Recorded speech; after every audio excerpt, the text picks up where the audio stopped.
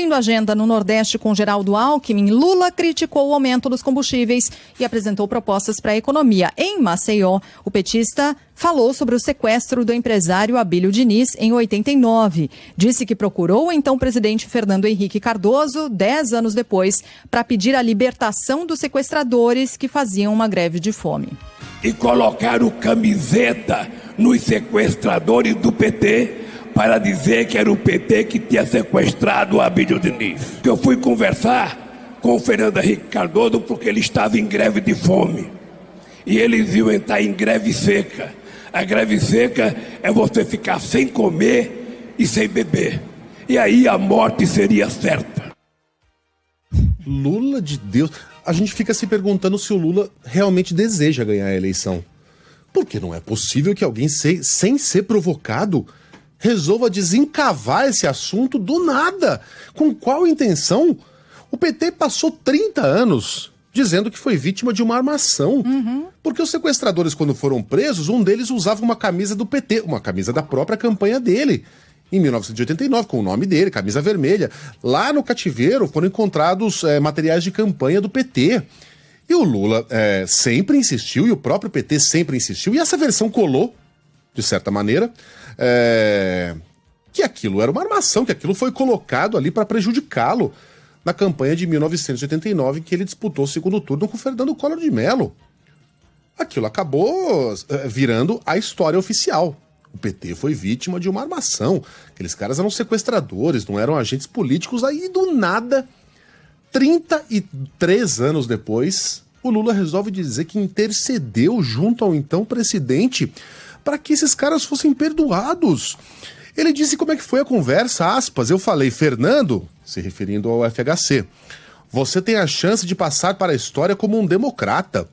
Ou você tem a chance de passar para a história como um presidente que permitiu que 10 jovens que cometeram um erro morram na cadeia.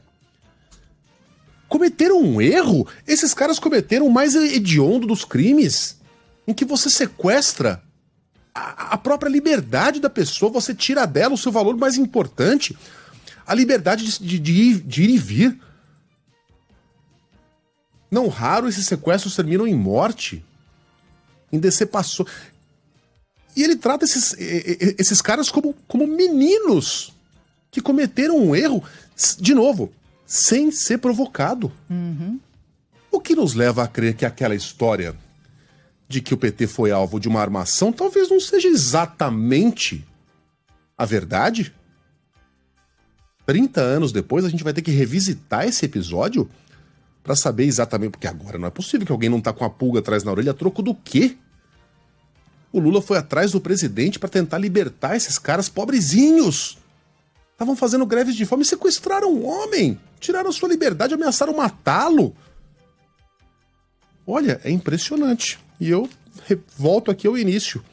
A gente fica se perguntando se o ex-presidente realmente tem o desejo legítimo de vencer essa eleição, porque essa declaração vai contra qualquer lógica. Enfim, o PT tá desesperado, né? Porque cada vez que o Lula abre a boca, ele acaba dando uma dessas. Depois tem que pedir desculpas, tem que moderar. Pra trás, A gente apanha aqui, porque se você não se posicionar a favor do Lula, você estará a favor do fascismo. Isso não vai acontecer. A gente aceita as porradas, fazer o quê?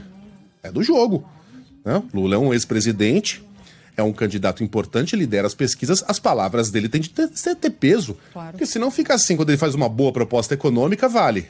Quando ele faz uma proposta econômica que não faz sentido, ou que levaria o país a uma recessão, não, ele não vai ser bem assim. Uma coisa é o plano de governo, outra coisa que acontece. Então a gente só tem que levar em conta quando o Lula acerta. E quando erra, a gente tem que olhar pro lado e fingir que não viu. Pau que bate em Chico, bate em Francisco. E vai continuar batendo. Pau isso. que bate em Jair, vai bater em Luiz. Mas não é a libertação, tá? Era só transferir a extradição desses seja, caras pros países. Mas interceder a favor de um sequestrador. Pelo amor de Deus.